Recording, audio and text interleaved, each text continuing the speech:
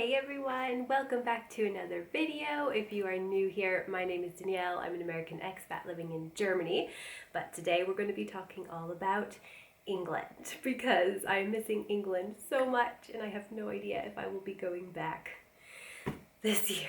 We're gonna go ahead and start with some things that I found funny about the UK because I don't have that much time today, and I know when I talk about everything I love about England, sorry, we're particularly talking about England today, just to be clear.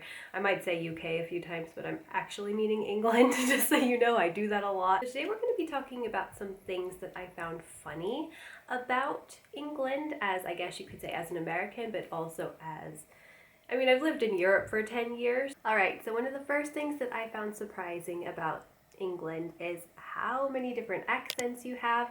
Now, I did some research on this and I found that Americans actually have a huge amount of dialects as well.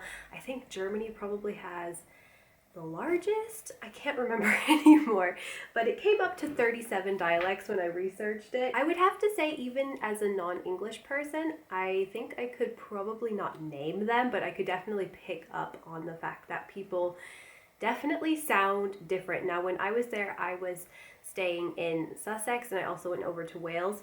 But when I was in the Sussex area, obviously there was a certain kind of way that I noticed people talk, but I'm sure people came from everywhere, so I would notice the different sort of accents within the country, and I found it really fascinating. And I'd love to figure out where people are from based on their accent. But I'm sure it would take quite a while of living in England to figure out which ones are which, but I've definitely noticed that you guys have a lot of different accents. Number two, this is probably my biggest one, and this was the first one that came to mind when I started writing these down. English supermarkets. First of all, I actually really like them, but I found the produce section extremely odd and very different to what I was used to both in America and in Germany, but it's more similar to sort of like an American grocery store, I would have to say. So in Germany, the produce section is, first of all, I had a hard time figuring out the organic from the non-organic things. I just didn't ever see the sign anywhere, like even in like shops like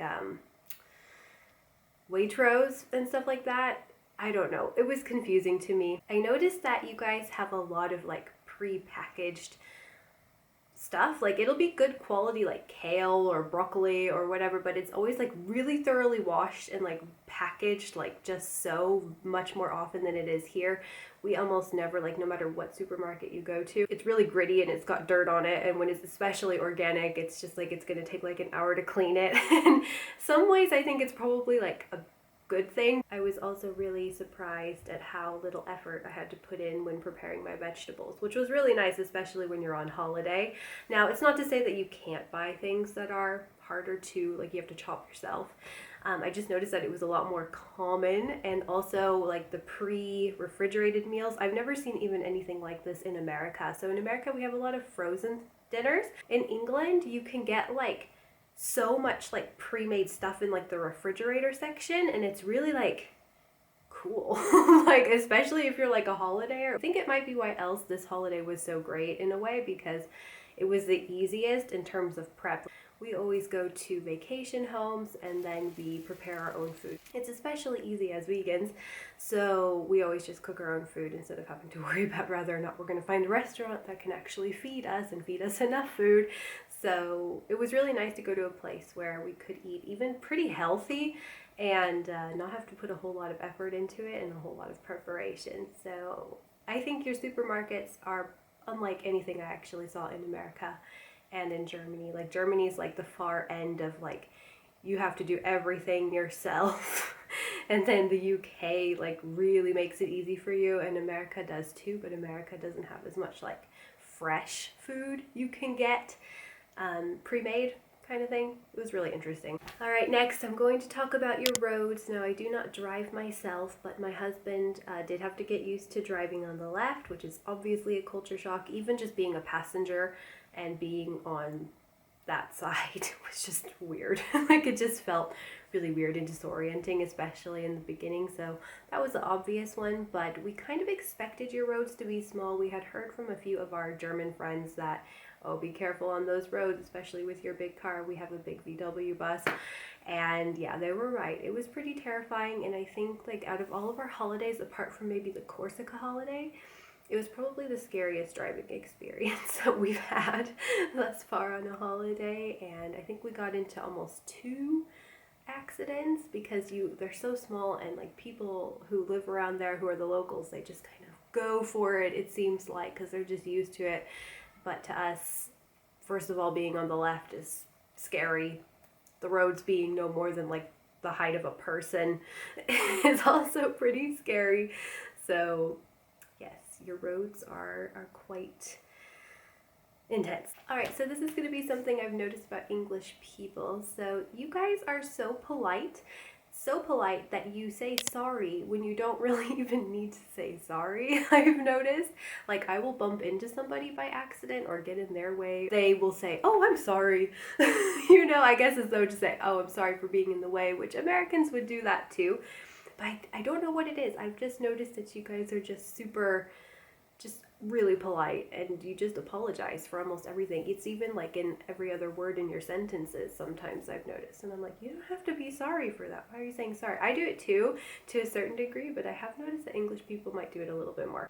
Another thing that I found really unusual was I don't really understand what sort of measurement system you guys go under. I had written it down. It seems that you do everything kind of in different measurement systems. So here in Germany we use the metric. In America, I don't really know what it's called, but we do like the feet, yards thing. So here we go. You measure your weight in stones, your height in feet, and your beer in pints. So it's all like, what measurement system is currently like your measurement system, or do you just like to pick and choose however? Because I found it really confusing, and I have no idea what the equivalent of my weight would be in stones. Like, that's very interesting to me. Next one is one that I thought was weird at first, but actually ended up really liking it, and that is vinegar on chips. Not to mention the fact that you guys call chips, no, not to mention the fact that you guys call fries chips, but it's okay. You guys, you've started the language, so I'm not even gonna like sit here and try to say, no, this is what they're actually called kind of thing, when I've known about that for ages. So vinegar on fries, vinegar on chips. Sounded kind of gross at first, to be completely honest, but by the end, when we would go out to like those fish and chips place, we were vegan, so we only got the chips. Putting vinegar on those chips was everything. And you guys also have a very interesting, well, this was in Wales most of the time actually when we were getting fries, I noticed. Very interesting French fries. They're a little bit more soft than like your German French fry. Like when you go to like a swimming pool in Germany, they're like these thin, long, really crispy ones. And in the UK, they're quite like these fat, like mushy ones, but they're a little crispy sometimes.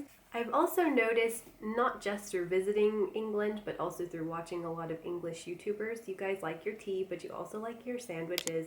And when I go to an English supermarket, you guys have a really big variety of breads. Not so much like good bakery bread, no offense, Germany still has the best bakeries. But you guys have like a huge variety of like the prepackaged breads, and you have a lot more bagels and like those little English muffin thingies. I don't even know if they're English, but you know, we had them in America.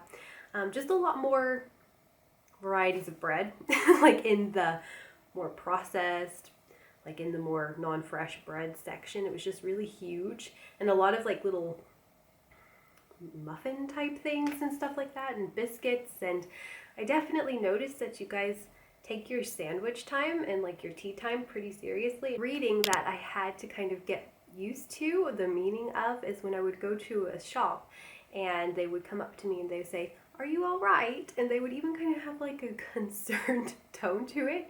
It doesn't actually mean that they think I look like there could be something wrong, because I thought that they were worried about me, and I was like, "Oh, I'm fine, don't worry." But actually they're just asking, I think, like, "How are you?" I've kind of gotten used to, because at first I thought that maybe I looked sad or I looked worried and they were genuinely like worried about me, but I think they were just asking, "How are you?"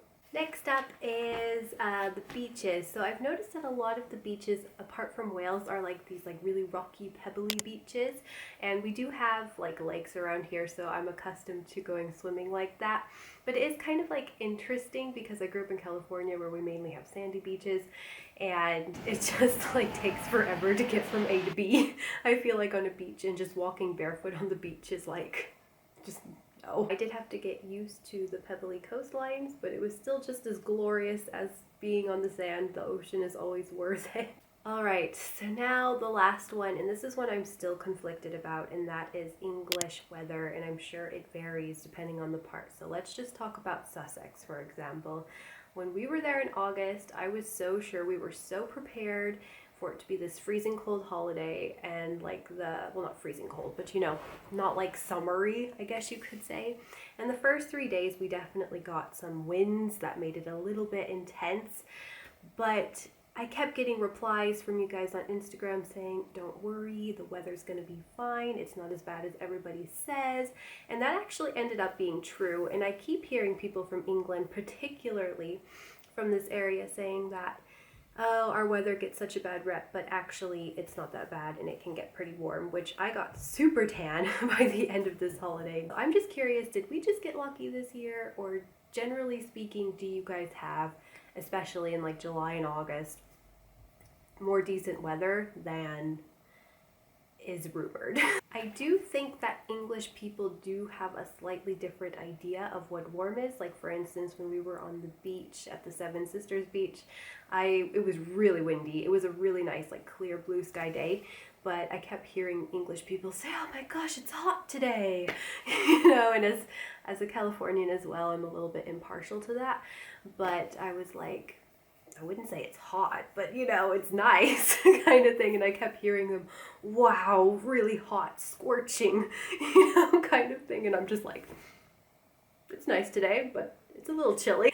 So I'm really like confused. What's your weather like? I guess it can vary depending on what part you come from, but I'm getting the vibes that it's not as bad as people have made it out to be.